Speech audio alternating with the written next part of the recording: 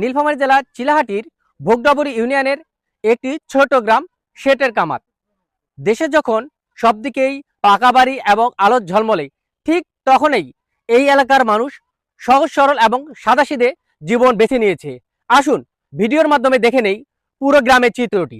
গ্রামের মানুষ বেছে নিয়েছে ভিন্ন এক পথ, সরল, স্বাভাবিক আর প্রকৃতি নির্ভর জীবন।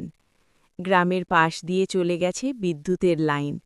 চাইলে খুব সহজেই আলোকিত হতে পারে প্রতিটি ঘর। কিন্তু সেটের কামাতের মানুষ এখনও তাদের পুরনো অভ্যাস আর সাদাসিধে জীবনযাপনেই স্বাচ্ছন্দ্য খুঁজে পায়। কাঁচা ঘর, খড়ের ছাউনি আর সন্ধ্যায় হারিকেনের আলো, এগুলোই তাদের জীবনের অবিচ্ছেদ্য অংশ।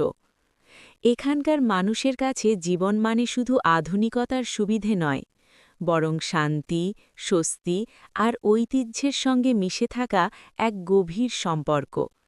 তারা মনে করে বিদ্যুতের বিল, আধুনিক যন্ত্রপাতির নির্ভরতা এসব তাদের সহজ জীবনের ছন্দকে বদলে দিতে পারে।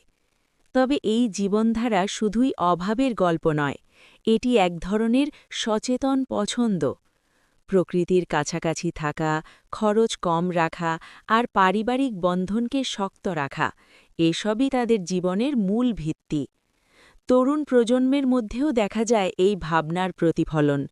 যদিও তারা আধুনিক বিশ্বের সঙ্গে পরিচিত, তবু অনেকেই নিজের শিকড়কে আঁকড়ে ধরে রাখতে চায়। তাদের কাছে এই গ্রাম শুধু বসবাসের স্থান নয়, এটি একটি পরিচয়, একটি গর্ব। এই ডকুমেন্টারির মাধ্যমে আমরা তুলে ধরছি এমন এক জীবনের গল্প, যেখানে উন্নয়নের স্রোতের মাঝেও মানুষ বেছে নিয়েছে নিজের মতো করে বেঁচে থাকার পথ।